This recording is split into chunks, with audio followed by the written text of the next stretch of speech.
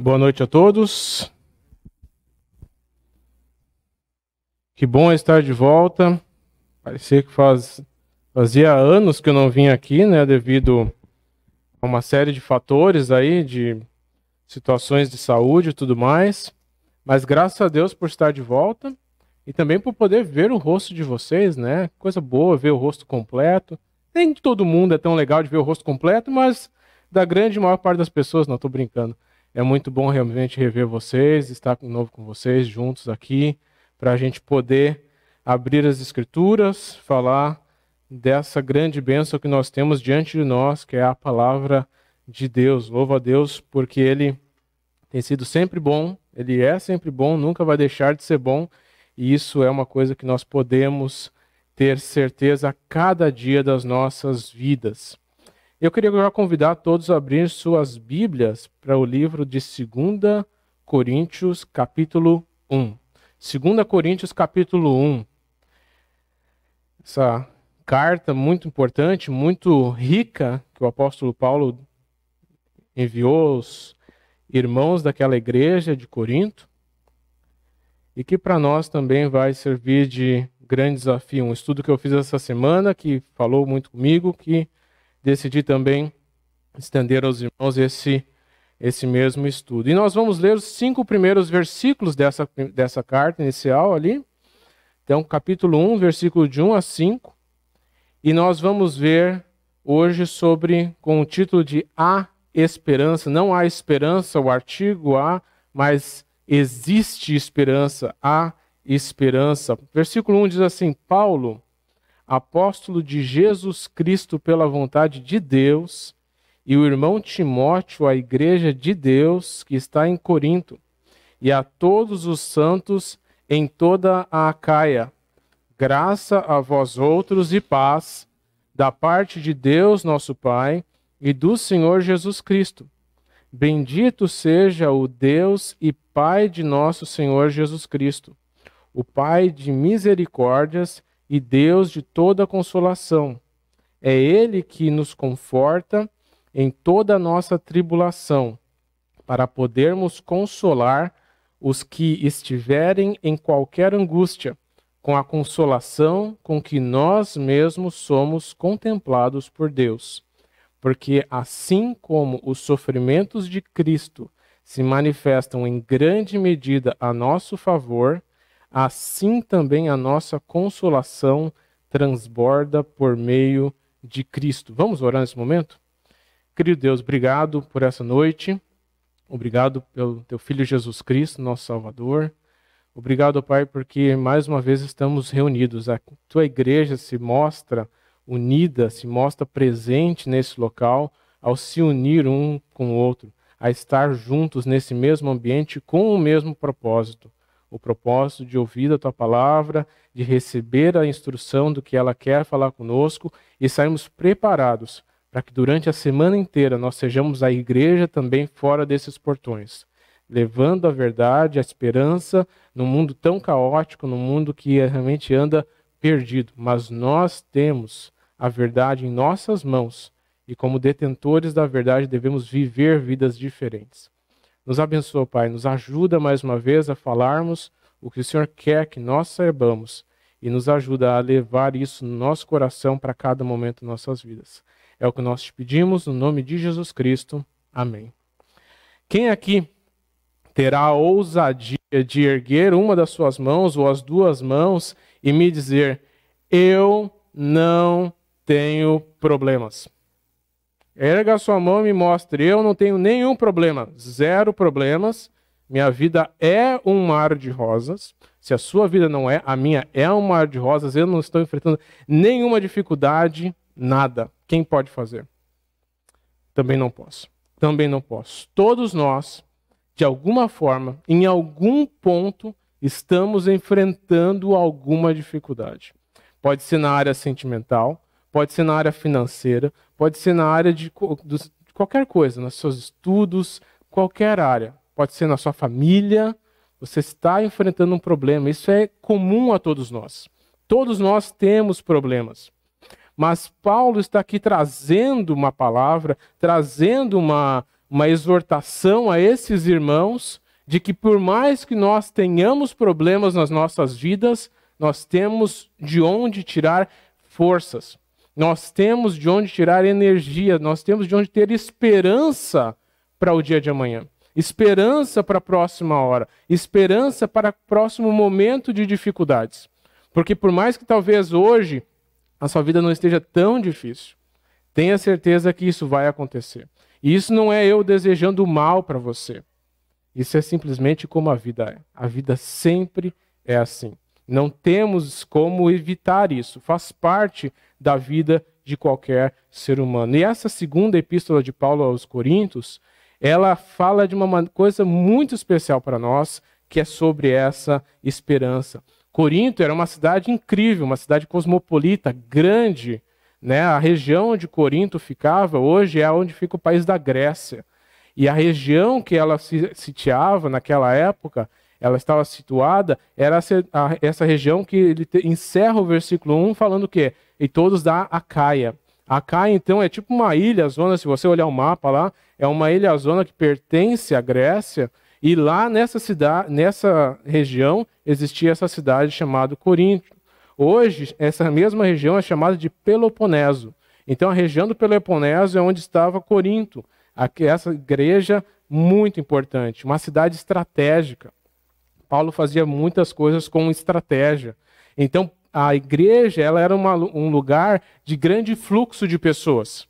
Então, existiam pessoas que vinham da Turquia, que não é muito longe daí, tinha pessoas que vinham da própria Itália, né, por Império Romano. Então, existia uma grande rota comercial de navios e tudo mais. Até hoje, claro que, quando eu digo até hoje, não que era do tempo de Paulo, mas ainda nos dias de hoje, uma construção que foi feita lá por 1800 e alguma coisa, se chama Canal de Corinto, porque ali passa, é uma rota de escoar navios e produções através desse local. Então é uma cidade muito importante. E por que Paulo ia para essas cidades grandes?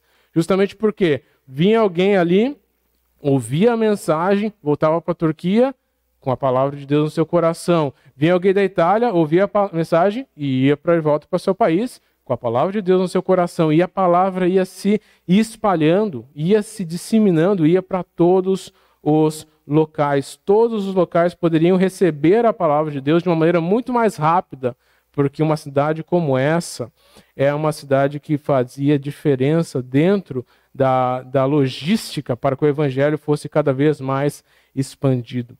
Mas me chama a atenção, no versículo de número 1, uma frase que ele dá ao classificar essa igreja, que diz: Paulo, apóstolo de Cristo Jesus, pela vontade de Deus, e o irmão Timóteo, a igreja de Deus. A igreja de Deus. Parece uma coisa pequena, não é óbvio? Toda igreja não é uma igreja de Deus, mas por que para mim é tão significativo a expressão a igreja de Deus desse versículo? Porque está falando de Corinto. Está falando justamente dessa igreja. Se o irmão não lembra o que aconteceu em 1 Coríntios, você não tem noção. Existia nessa igreja uma liderança de um jovem, e esse jovem, ele roubou a mulher do pai dele, não era mãe dele, mas roubou a mulher do pai dele e começou a ter um relacionamento com essa mulher. A igreja de Corinto estava dividida entre lideranças. Eu sou de Paulo, eu sou de Apolo, eu gosto mais dele, eu gosto mais daquele, esse fala desse jeito, esse tem aquele jeito. A igreja de Corinto era uma igreja cheia de imundícias, cheia de perversidade. A igreja de Corinto era uma igreja que estava rodeada de situações como os dons espirituais. E eles falavam: nós somos melhores porque nós temos isso, nós temos aquilo, nós falamos em língua e não sei o que lá e tudo mais. E saiba que o dom de línguas na época do apóstolo Paulo era muito presente, não é como é hoje em dia. O dom de línguas, que é dito que as igrejas disseminam hoje em dia como dom de línguas, ele verdadeiramente não coincide com o dom de línguas que nós encontramos nos evangelhos. Na verdade, nos evangelhos não, em Atos e para frente. Porque os dons de línguas, o que acontecia? As pessoas como... eu não teria emprego hoje em dia, né? Porque eu dou aula de inglês. Então, o que acontecia? A pessoa chegava, falava na língua dela, e as pessoas da audiência que não entendiam aquela língua entendiam na sua própria língua o que a pessoa estava falando. Imagina como seria melhor para a dona Kimberly se ela tivesse descido dos Estados Unidos e nunca tivesse precisado aprender a falar português. Ela simplesmente chegaria aqui, falava inglês, todo mundo entender em português, ia ser incrível, mas não existe mais, ou não é tão presente mais o dom de línguas como era antigamente. Isso não existe mais daquela mesma forma, espalhado dessa forma. Mas imagina nessa época. Porque para você saber falar um outro idioma nessa época, você não ia lá para um cursinho de inglês, um cursinho de espanhol.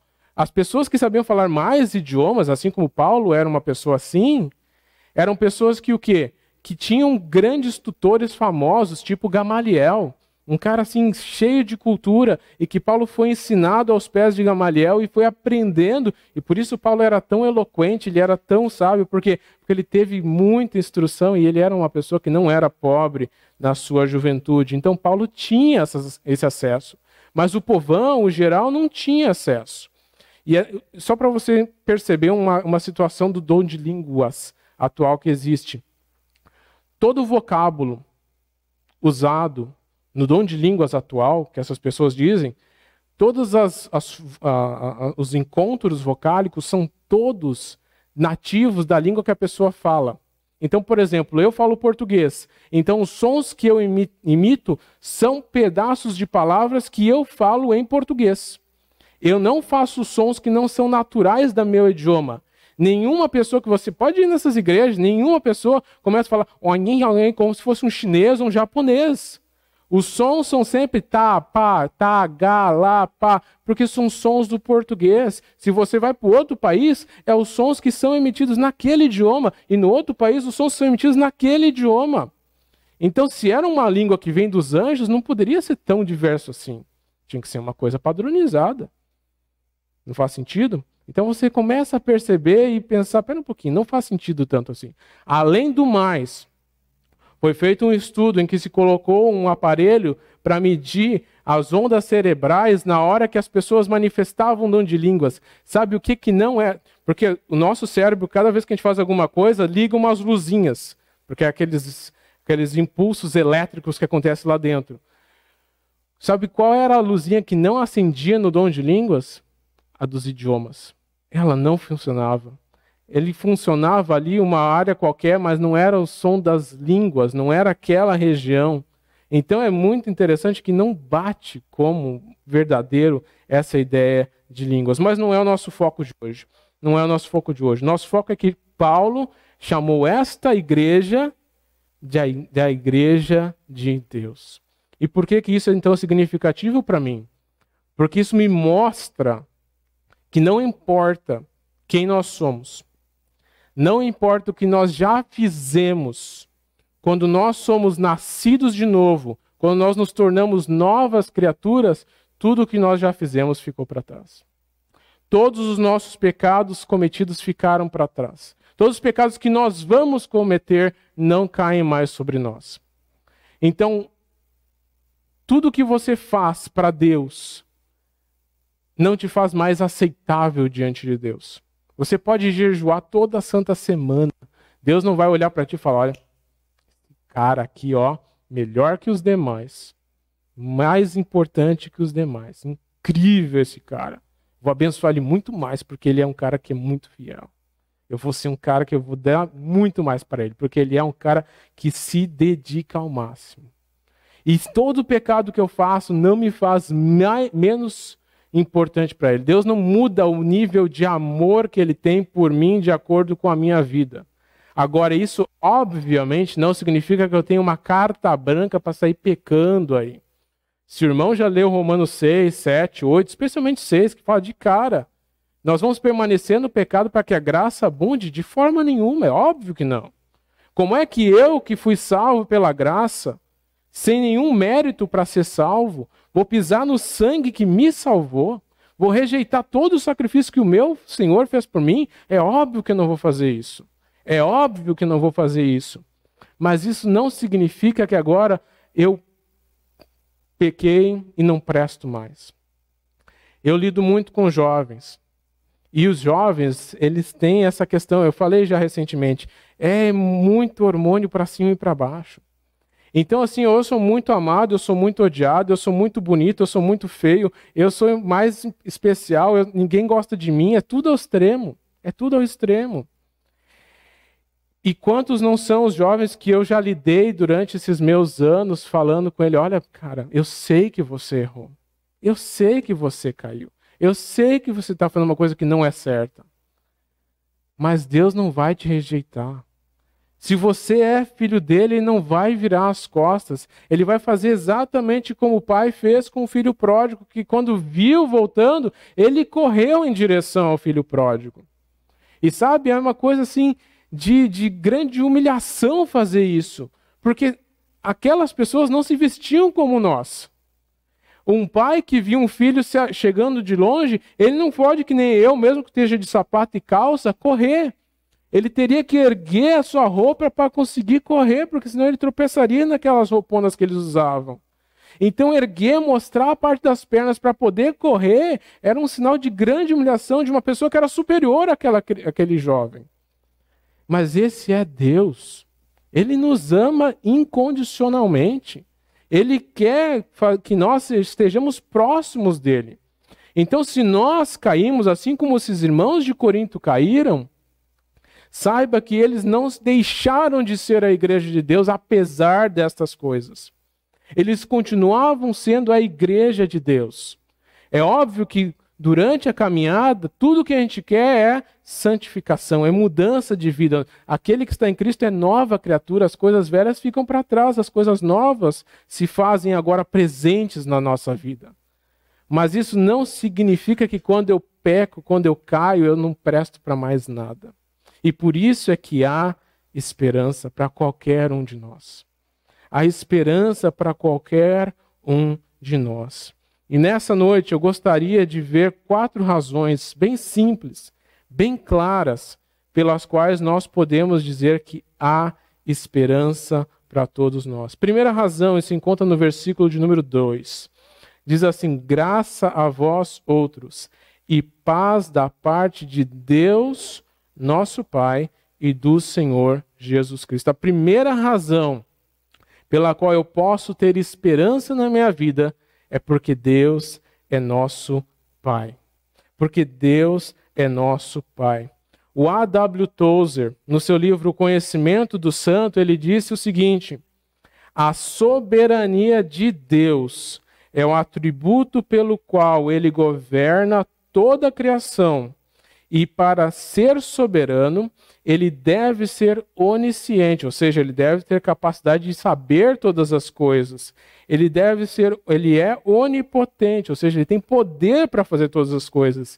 E ele é totalmente livre. Deus, ele é um Deus soberano sobre todas as situações. Nenhuma situação desse mundo foge do controle de Deus. Lembre o que aconteceu com a vida de Jó. Jó, ele estava lá, e aí nós sabemos a história lá do capítulo 1, quando os anjos vão passando diante de Deus e Satanás também passa. E Deus fala, é um dos testemunhos mais incríveis da Bíblia, porque ele vai e fala, Deus, chama Jó de justo, puro e que se desvia do mal. Não é qualquer pessoa que analisou Jó. Foi o próprio Deus que assinou embaixo que esse era o testemunho de quem Jó era. Então, se Jó fosse da nossa época e ele pensasse, puxa vida, você já baixou esse aplicativo? Não, não baixei. Então, baixa aí. Tá, mas tem alguma coisa que vai me fazer pecar? Deixa eu ver. Talvez se tu entrar em tal sessão, pode ser que um dia você vai pecar. Então nem quero baixar. Vai em tal lugar. Mas pode ter uma chance que eu vou errar se eu for lá. Pode ser. Então não quero ir. Ele não se importava com as coisas. O que importava para Jó era o quê? Eu quero estar correto diante de Deus. Eu quero estar correto diante de Deus. Não importa o que eu vou perder nesse mundo, a minha intenção é estar correto diante de Deus. E aí o que Satanás fala para Deus também? Olha esse cara aí. Tem um monte de dinheiro, tem família grande, tem propriedade para chuchu. É óbvio que ele vai te adorar. E que Deus fala para ele? Pode tirar tudo dele, mas a vida dele não encosta. Até onde Satanás atacou Jó? somente nas propriedades dele. Por que Satanás não foi na vida de Jó? Não tinha autorização. Ele não recebeu essa autorização para chegar na vida de Jó. Então ele acabou com a família, acabou com as propriedades, acabou com tudo. Mas o Jó, intacto. Intacto. E aí depois vai novamente ter a outra conversa. E aí Deus fala, pode encostar na saúde dele, mas não pode matar. Até onde Satanás foi? Até a saúde dele. Ele morreu? Ele matou? Não matou. E por que ele não matou? Porque Deus não permitiu. Deus não permitiu. Então, se Deus não permite, nada acontece. Ele é soberano sobre cada área desse mundo. Sabe quem é que permitiu a Covid chegar nesse mundo? Deus. Ele permitiu. Se ele não quisesse, podia os caras criarem todas as coisas, porque tem muita teoria de conspiração. É uma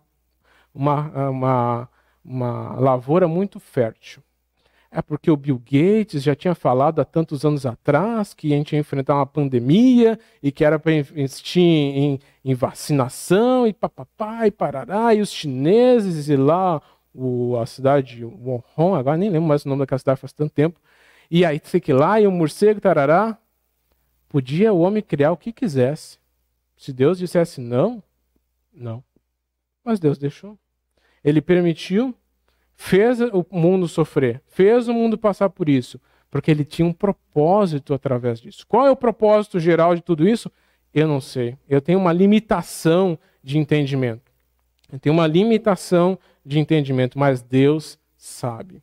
E ele, na sua soberania, entende que isso era uma coisa importante dentro do curso da história que ele mesmo está escrevendo. Então Deus, ele é soberano. E eu posso ter esperança na minha vida, porque esse Deus soberano, que domina sobre todas as coisas, sabe como é que eu chamo ele? De Pai. O meu Senhor Jesus Cristo me ensinou que quando eu entrasse diante dele em oração, eu deveria falar, Pai Nosso. Pai Nosso. Ele não é uma divindade. Ele não é uma grande força, um grande poder, uma grande entidade. Ele é meu Pai.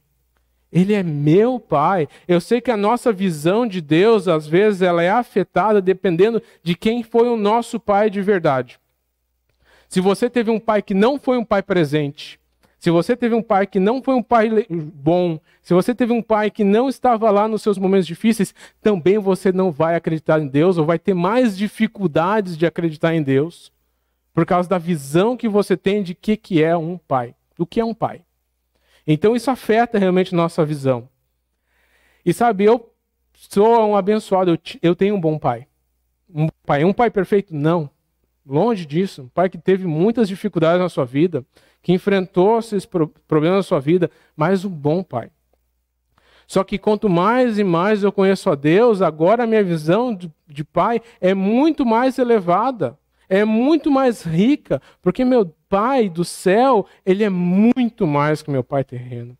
Ele é muito superior ao meu pai terreno. E porque o meu pai celeste é maravilhoso, eu tenho esperança. Aos que me conhecem sabem todas as coisas que nós temos enfrentado nos últimos tempos. E não, se eu não tivesse a plena convicção que meu pai está controlando cada situação da minha vida e de que tudo que ele permite é bom, nós não tínhamos esperança. Mas ele é meu pai. Ele é meu pai. Vai comigo agora para Romanos capítulo 11. Pouquinhas páginas atrás. Romanos capítulo 11, um dos trechos mais lindos que tem das Escrituras. A parte final do capítulo 11 de Romanos. Não tira o seu dedinho lá de 2 Coríntios 1, porque a gente vai voltar para lá em seguida. Mas em Romanos capítulo 11, versículo 33, Romanos 11, 33, o que diz ali Paulo? Ó profundidade da riqueza, tanto da sabedoria como do conhecimento de Deus. Quão insondáveis são os seus juízos e quão inescrutáveis os seus caminhos. Quem, pois, conheceu a mente do Senhor? Ou quem foi o seu conselheiro ou quem primeiro deu a ele para que ele tenha ou venha a ser restituído? Porque dele, por meio dele e para ele são todas as coisas. A ele, pois, a glória eternamente. Amém. Esse é o conhecimento, ele é insondável, ele é muito maior que eu, meu. É justamente eu não entender as coisas que Deus permite que torna ele mais Deus ainda na minha vida. É justamente eu não ter a capacidade de alcançar a profundidade de todo o plano dele, que mostra que ele é um Deus sobre a minha vida. Ele é Deus todo-poderoso, ele é Deus que sabe todas as coisas, ele é Deus que não precisa de conselho de ninguém para o seu dia. Ele é Deus. E esse grande Deus de caminhos inescrutáveis, de juízos maravilhosos, nós, cristãos, podemos chamar de Pai. De Pai. De Pai. Nosso Pai. Um Pai que nós temos em comum. Ele é nosso Pai. Ele é meu Pai. Ele é teu Pai. Por isso que é tão importante a igreja. Porque quando nós estamos em dificuldades e nós estamos juntos, sabe com quem é que nós vamos buscar forças uns com outros? Não é no apoio do ombro do irmão, do ombro da irmã, do ombro do teu amigo, é porque nós temos o mesmo Pai. É ali que nós encontramos a força para o nosso dia a dia. É em Deus que nós encontramos a força, mas às vezes nós precisamos de um irmão que venha e fala assim, ó, presta atenção, é para lá que você tem que olhar. É para ele que você tem que olhar e não para o seu problema. Confia em Deus, independente das suas situações. Apesar das suas situações, confia no grande Deus.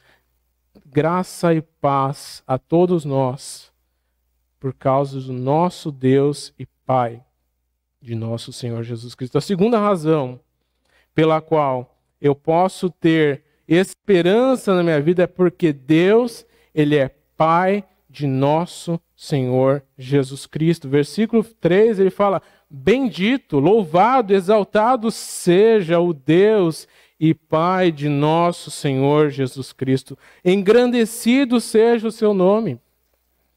E por que isso é tão importante? Em João capítulo 10, versículo 30, Jesus Cristo, numa frase pequena, mas cheia de significado, ele fala, eu e o Pai somos um. Eu e o Pai somos um. E nós temos o grande prazer de não somente ter Deus como Pai, mas de chamar Jesus Cristo de nosso irmão. E de saber que nós temos o mesmo Pai. Lamentações capítulo 3, versículos 22 e 23, vão falar o quê? Que as misericórdias do Senhor se renovam a cada dia, são novas a cada manhã. Grande é a fidelidade de Deus. Essa palavra misericórdia, no hebraico, ela é a mesma palavrinha que você vai encontrar lá no Salmo 136, que vai falar que nós devemos louvar a Deus porque o seu amor dura para sempre. É a mesma palavra. Em alguns pedaços da Bíblia vai usar a palavra misericórdia, em outras palavras vai usar a palavra amor. Então, o que é renovado a cada dia sobre a minha vida? O amor de Deus, ele é renovado dia após dia sobre a minha vida. É o amor desse meu Deus, que é Pai de Jesus, que é renovado dia após dia sobre a minha vida. Indo de novo para Romanos capítulo 8. Romanos capítulo 8, agora não perca o seu dedinho lá de 2 Coríntios. Romanos capítulo 8, versículos 31 e 32, Romanos 8, 31 e 32, vai dizer assim, que diremos, pois, à vista destas coisas? Se Deus é por nós, quem será contra nós? Aquele que não poupou o seu próprio filho, antes por todos nós o entregou, porventura não nos dará graciosamente com ele todas as coisas? Sabe, quando a gente para diante de um versículo como esse, a gente fica atônito. Porque às vezes eu fico pensando, puxa vida, perdi meu emprego. e começa a vir os boletos. Eu não tenho como pagar. O que eu vou fazer? Desespero da vida? Perco a esperança? Busco o suicídio? O que eu faço numa situação como essa? Investi, fiz um negócio, adquiri uma dívida para poder expandir o meu negócio. Fiz uma compra de uma casa, uma compra de um carro, e agora não tenho mais dinheiro. O que eu faço com isso? Tenho planos de expansão, de ter uma família maior, e não consigo frutificar. Tenho planos de fazer isso, aquilo, e adoeço. E agora? O que eu faço diante dessas situações? A pergunta de Paulo é: o que nós vamos dizer diante dessas coisas? Se Deus é por nós, quem será contra nós? E qual é a prova máxima disso tudo? A prova máxima disso tudo é que o próprio Deus, ele não poupou Jesus. O seu filho, o seu único, unigênito filho, ele não poupou para nos dar hoje a esperança que nós podemos ter. É por causa de Cristo ter morrido na cruz que nós temos esperança para qualquer situação da nossa vida. Absolutamente qualquer situação da nossa vida. Sabe, a gente passa por perrengues, a gente passa por dificuldades, mas não há razão por qual nós podemos desesperar da vida. Ele não poupou o próprio filho. Se teve um filho que nunca errou diante de Deus, foi Jesus. Se teve um filho que ele foi assim exemplar em qualquer situação, foi Jesus. Eu não. Eu, como filho de Deus, não tenho uma mínima condição de falar para ele: Deus, eu mereço mais porque eu sou um baita de um filho. Eu não sou. Eu não sou. Mas se Deus ele não poupou o seu próprio filho por amor a mim, entregou por todos nós, ele não vai nos dar as outras coisas que a gente precisa? É óbvio que sim. É óbvio que sim. Deus ele vai dar tudo o que nós necessitamos. Não tudo o que nós queremos, mas sim tudo o que nós necessitamos. Deus ele é maravilhoso e porque ele é pai de Jesus e abençoou Jesus, ele também vai nos abençoar e vai cuidar de nós. Mas isso é muito relevante. Porque quando a gente fala Deus abençoou Jesus, o que é relevante nisso? Jesus não tinha casa, mas Deus abençoou Jesus. Jesus não tinha um carro, mas Deus abençoou Jesus. Jesus não tinha nada, sabe? Ele ficou passando por dificuldades, ele ia de aldeia em aldeia sem ter assim vamos dizer assim, um destino certo, porque se tem uma coisa que é prazerosa para nós é quando a gente chega no final do dia cansado e a gente pensa: vou para casa. Isso é uma coisa inacreditável que às vezes a gente nem valoriza tanto assim. Eu vou para casa. Eu lembro que muitos anos atrás eu estava participando de um treinamento e o professor lá, o palestrante do dia, falou assim: agora feche seus olhos. Agora pensa você chegando na porta da sua casa para abrir. E aí ele falou assim: você está enxergando a porta? E aí todo mundo balançou a cabeça. Sabe que ninguém está enxergando a mesma porta que você? Porque é a sua porta, não é a minha casa. Então quando a gente pensa que existe uma porta e aquela porta abre, aquela porta aberta, eu entro na minha casa, esse é um privilégio que pouquíssimas, nem todas as pessoas têm nesse mundo. E Jesus não teve. Mas Deus abençoou Jesus com tudo que era necessário para que ele cumprisse o propósito pelo qual ele veio a esse mundo. Então existe esperança. Deus sendo o Pai de Jesus Cristo, existe esperança para todos nós. Voltando lá para 2 Coríntios capítulo 1, continuando no versículo 3, a segunda parte do versículo 3 vai dizer o quê? Que Deus ele é Pai de misericórdias e Deus de toda a consolação. Deus é o Pai de misericórdias e o Deus de toda a consolação. Então, se eu preciso de misericórdia, o que é que pode gerar misericórdia? Eu posso me gerar minha auto-misericórdia? Não posso. Mas existe um Pai que gera essas misericórdias. E quem é esse Pai? É o meu Pai. Ele gera misericórdias dia após dia na minha vida. E Ele é um Deus que me traz consolação dia após dia na minha vida. Vai comigo para 1 Pedro, capítulo 1. Mais lá para o final da Bíblia, 1 Pedro, capítulo 1. Versículo de número 3. 1 Pedro 1, versículo 3. Olha o que mais uma vez vai estar ali enfatizado agora pelas palavras de Pedro. Bendito Deus e Pai de nosso Senhor Jesus Cristo, que segundo a sua muita misericórdia, nos regenerou para uma viva esperança mediante a ressurreição de Jesus Cristo dentre os mortos. Então eu tenho esperança porque esse meu Deus é quem gera, Ele gera misericórdia e essa misericórdia estendida na minha vida, ela me traz vida, vida verdadeira, vida através de Jesus Cristo. E também Ele é o Deus que nos traz toda a consolação. Sabe, existem problemas, existem momentos que tudo que a gente quer é só alguém para nos ouvir. A gente só quer alguém para nos consolar, porque as situações às vezes são difíceis. Às vezes as situações que nós enfrentamos são difíceis, difíceis demais, difíceis demais. Difíceis além do que nós podemos suportar, além do que nós temos capacidade, muito mais do que nós podemos suportar. Mas Deus é quem nos dá essa misericórdia que vai além de tudo isso, além de todas essas dificuldades. Então Deus, Ele é o Deus de consolação. O Salmo 23 fala justamente no final dele que ele tem certeza absoluta que a misericórdia do Senhor o acompanharia todos os dias.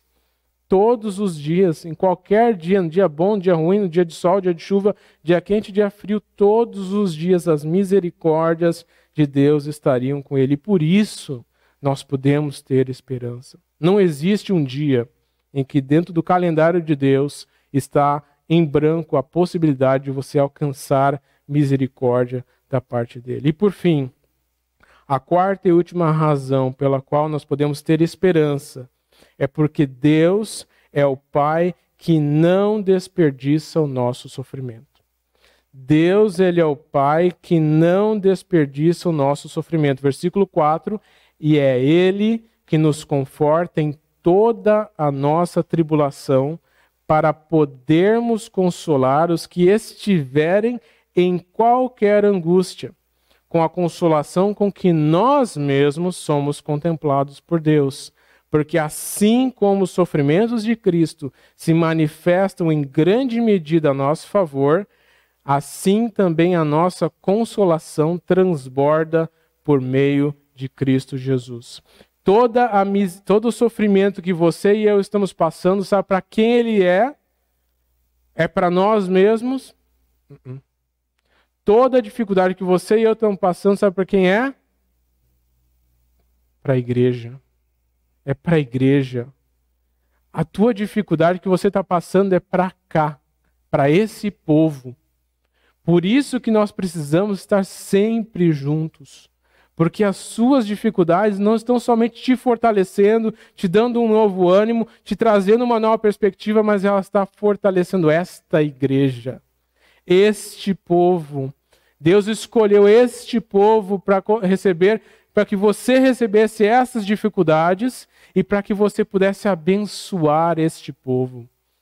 Para que você pudesse estar junto com esse povo e fazer com que as suas dificuldades falhem aos corações de todos os demais. Porque a maneira como nós enfrentamos as dificuldades, a perspectiva que nós temos diante da dificuldade, impacta com certeza a vida do teu irmão. Impacta com certeza a vida do teu irmão. E é por isso que Deus nos dá essas dificuldades. As tribulações vão servir de consolo. Nós somos contemplados por Deus com essa dificuldade, contemplados juntamente com isso, com a consolação que nós vamos estar dividindo. E você pode ver no versículo 5, falando que, porque assim como os sofrimentos de Cristo se manifestaram em grande medida a nosso favor.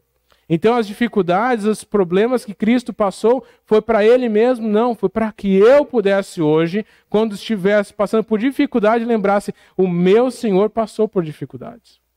O meu Senhor que disse, no mundo tereis aflições.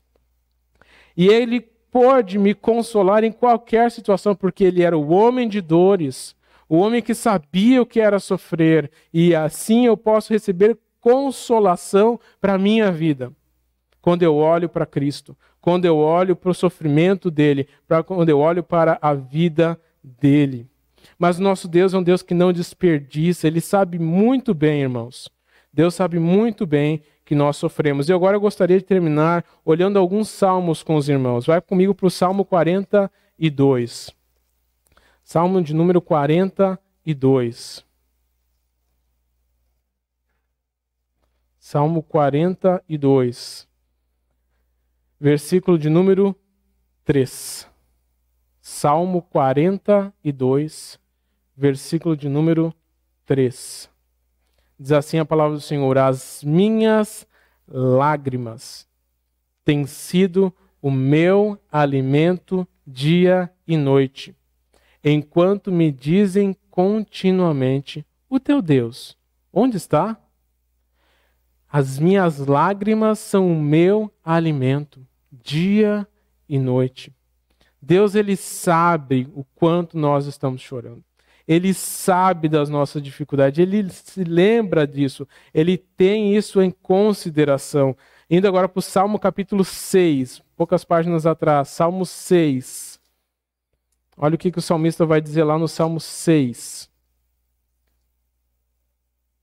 Salmo de número 6, versículo também de número 6, Salmo 6:6 diz: estou cansado de tanto gemer. Todas as noites faço nadar o meu leito, de minhas lágrimas o alago. Os meus olhos de mágoa se enchem, amortecidos, envelhecem por causa de todos os meus adversários. Apartai-vos de mim, todos os que praticais a iniquidade, porque o Senhor ouviu a voz do meu lamento. O Senhor ouviu a minha súplica, o Senhor acolhe, Ele recebe para si a minha oração. Pode imaginar? A noite inteira chorando, chorando e chorando, de uma maneira que ele pensa que é tanta água que ele diz: eu posso nadar no volume de água que está saindo dos meus olhos. Meus olhos nem conseguem mais sentir de tão inchados que eles estão, de tanto que eu choro. Eles estão ali sofrendo, sofrendo e sofrendo. Salmo 119, Salmo 119, versículo de número 36. Salmo 119, 136. Eu comi um númerozinho ali. Salmo 119, versículo 136.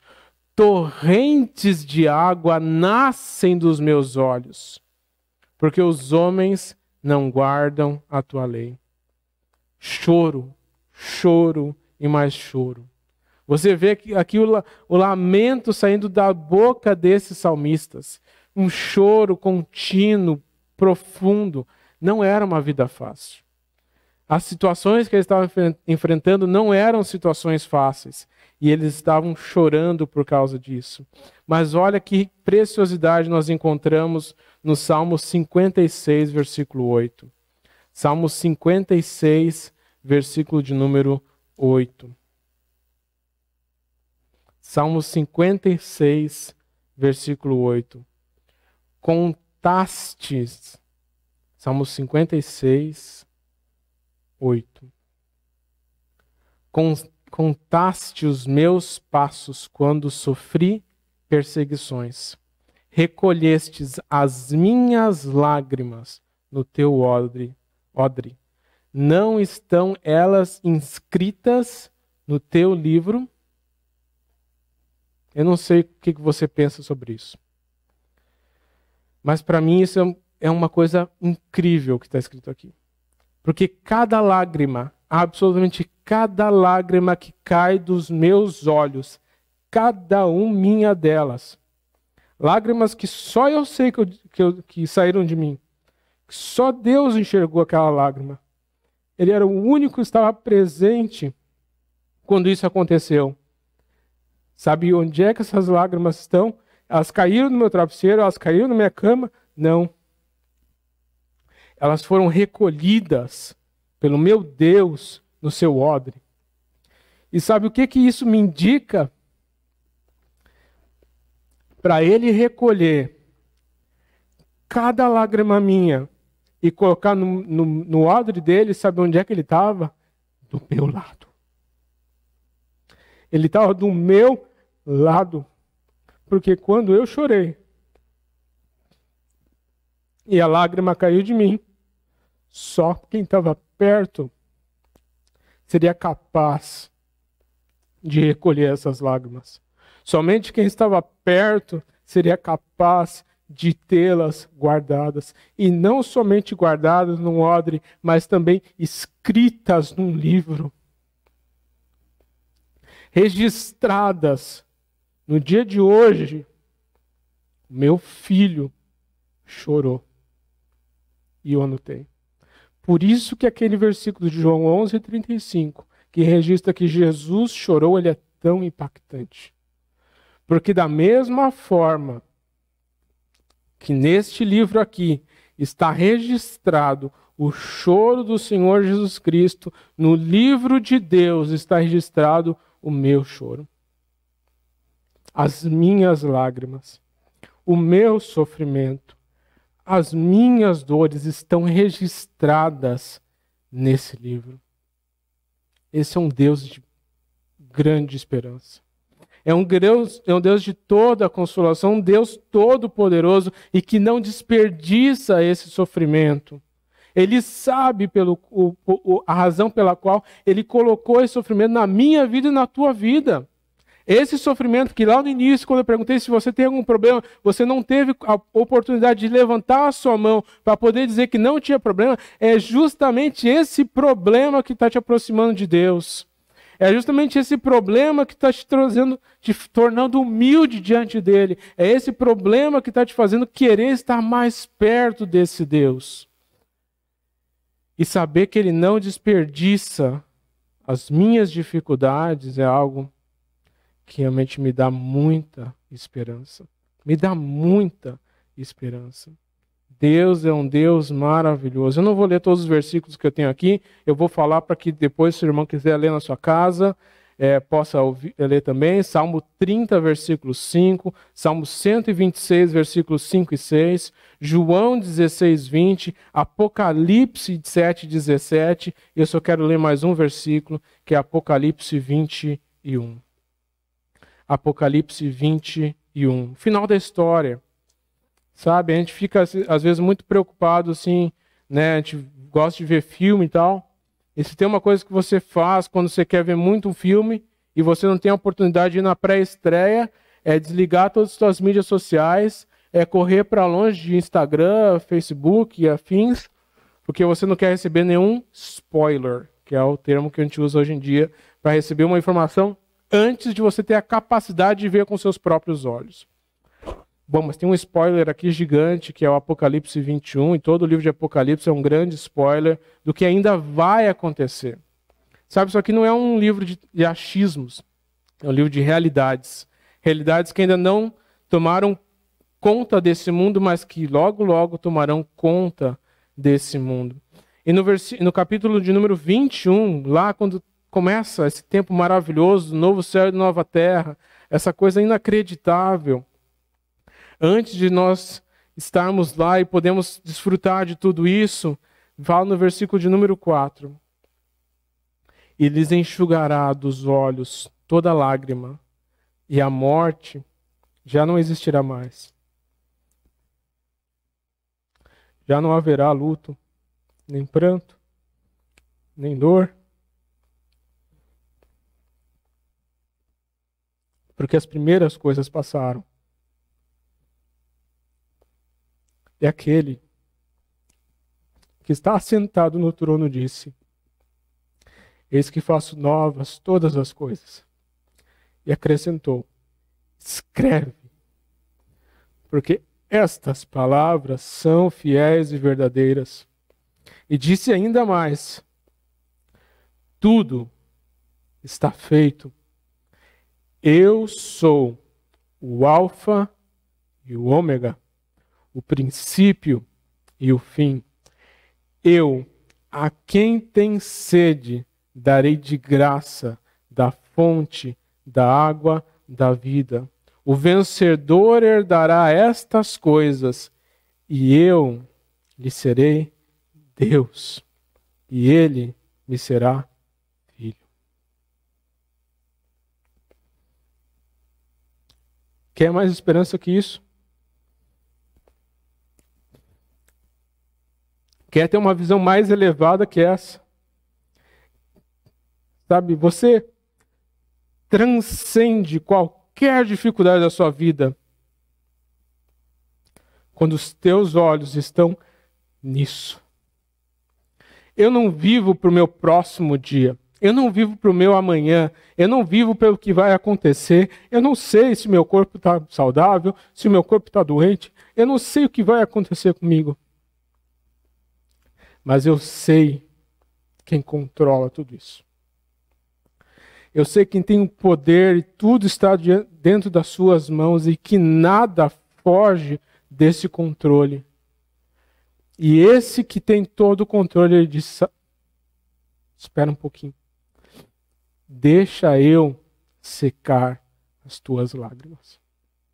Eu não sei quanto tempo esse momento vai durar.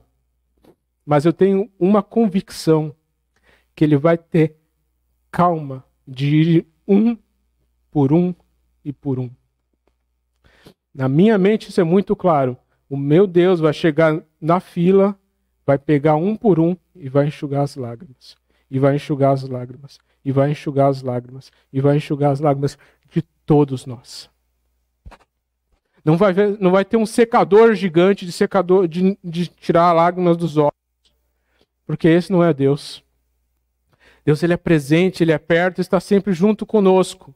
Então, para mim é muito claro que esse momento aqui parece um versículo breve e pouco aprofundado. Esse é um versículo que vai durar não sei quanto tempo. Não sei, brigador. Não sei quanto tempo vai durar. Mas isso aqui vai durar algum tempo para mim. E ele vai enxugar de cada um de nós as lágrimas. E aí, quando eu vejo ele enxugando, eu vejo lá a próxima cena, e ele está sentado no trono, todo poderoso, todo vitorioso, dizendo: eu faço todas as coisas novas. E diz: escreve. Anota isso, porque essas pessoas que ainda não chegaram nesse momento, eles têm que saber disso. Porque quando eles estiverem enfrentando as dificuldades, é isso que vai consolar as suas vidas. Escreve isso. Eles vão guardar isso. Eles vão ter isso escrito nas suas paredes, nas suas Bíblias, vai ter sublinhado, colorido. Eles vão lembrar disso. Escreve. Eu quero acrescentar uma coisa ainda. Eu fiz tudo. Eu acabei. Eu terminei com tudo que era necessário. Eu sou antes de todas as coisas. Eu sou o Alfa. E eu sou depois de todas as coisas. Eu sou o Ômega. Eu sou o princípio. Eu sou o fim. Eu sou tudo. Em todos os tempos. Em cada situação. Eu sou tudo. E eu quero dizer mais uma coisinha. Aquele que vencer. O vencedor, ele não vai ficar de fora dessas coisas. Ele vai herdar todas essas coisas. E eu serei Deus. E eles serão meus filhos. Esquece seus problemas.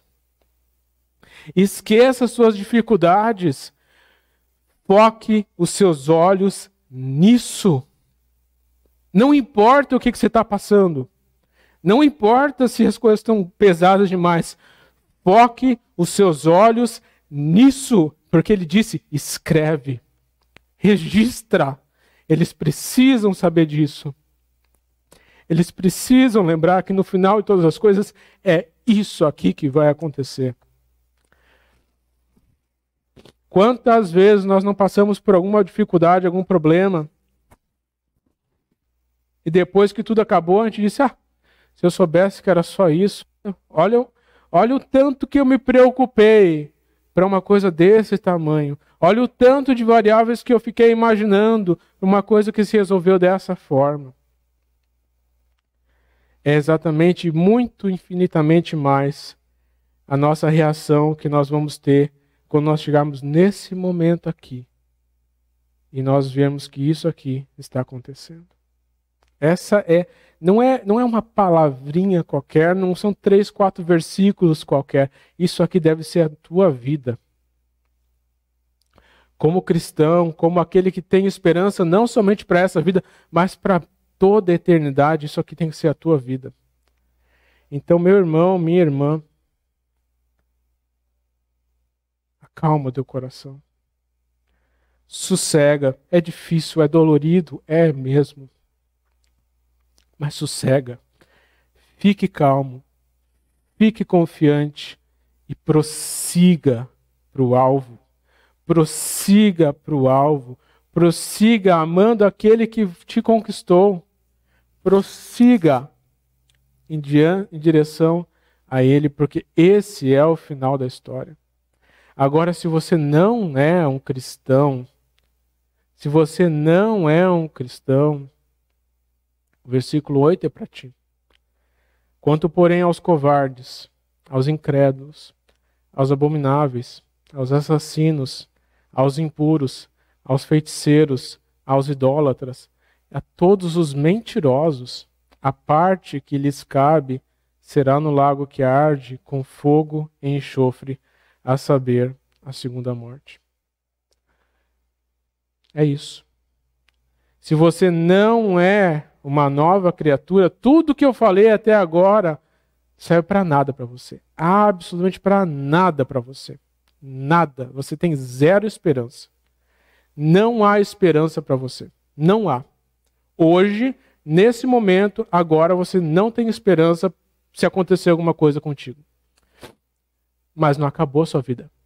A sua vida não acabou. Ela não se encerrou. Você ainda está me ouvindo.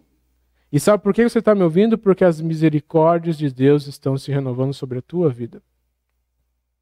Eu não sei quantas vezes mais na minha vida eu vou ter a oportunidade de vir a esse púlpito, abrir as Escrituras e falar, mas eu tenho que sempre anunciar a verdade. E eu não sei quantas oportunidades mais você vai estar aí nesse banco ouvindo para saber e poder mudar a sua vida. Então, da mesma forma como eu não quero desperdiçar cada oportunidade que eu tenho aqui nesse púlpito, eu tenho convicção que você não deve desperdiçar a oportunidade que você tem hoje. Hoje. Não amanhã, não daqui a 10 dias, não daqui a qualquer tempo. A oportunidade que você tem hoje. Se você não está em Cristo, você não é uma nova criatura. As coisas velhas não se tornaram novas. Tudo continua velho. Você ainda está revestido dos seus pecados. A ira de Deus, como fala lá em João, permanece sobre você. Isso não é porque Ele não te ama. Porque se você está aqui ouvindo isso hoje, se você está na sua casa ouvindo isso hoje, é porque Deus te ama sim. E Ele quer que você saiba essas verdades. Agora, essa é uma decisão que cada um de nós tem que tomar. Eu não posso tomar por ninguém, ninguém tomou por mim. A esperança que eu tenho é porque Cristo me conquistou, Ele me salvou, Ele me deu nova vida. Não foi porque meus pais fizeram isso por mim. Não foi. Então é por isso que eu clamo mais uma vez, se você não está em Cristo, não deixe para depois. Não deixe para depois. Agora, se você está em Cristo, fica calmo. Deus está cuidando de tudo. Vamos orar. Pai bendito, obrigado por tua palavra. Obrigado, Senhor Deus, porque ela é a verdade absoluta.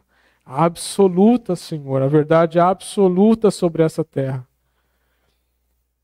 todos os pensamentos de filósofos, de pensadores desses séculos e dos séculos passados, eles vêm e vão e caem. Mas a tua palavra permanece verdadeira porque ela é a verdade. Ela não se torna a verdade, ela não é empoderada com a verdade, ela é a verdade. E por isso eu clamo a Ti, ó Deus, com o poder que o Espírito Santo tem de agir nos corações, que se alguém não está em Cristo, que esse alguém não permaneça dessa forma. Eu não sou juiz, eu não sou aquele que condena, eu não sou aquele que julga, eu sou somente aquele que anuncia a verdade. E não é a minha verdade, não é a minha perspectiva do mundo, não é aquilo que eu acho que as coisas devam ser, mas é somente o que está escrito nesse livro e nada mais. Não é a Igreja Batista, não é esse templo, não é a nossa doutrina, é a verdade, é a palavra perfeita, verdadeira. Descanso em Ti, Deus. Descanso em Ti de que as pessoas ouviram a verdade e essa verdade pode agir nos seus corações. Agora, se qualquer um de nós está passando por dificuldades na sua vida, está desesperado, está sem ânimo, está perdendo as forças, continua confiando em Deus. Que eles possam encontrar em Ti, ó Deus, a razão para o seu viver, a razão para continuar prosseguindo. Ajuda, Senhor Deus. Ajuda-nos porque as nossas dificuldades são sim grandes. O próprio Paulo disse que ele chegou em situações que ele desesperou da vida. Mas isso não significa que ele deixou de continuar. Então nos ajuda, Pai querido. No nome de Jesus nos ajuda. E nós descansamos em Ti. Obrigado por ser nosso Pai, por ser o Pai de nosso Senhor Jesus Cristo, por ser o Pai das misericórdias e porque nada do que nós passamos é desperdiçado diante de Ti. É no Teu santo e bendito nome que nós oramos, agradecidos. Amém, Senhor Deus.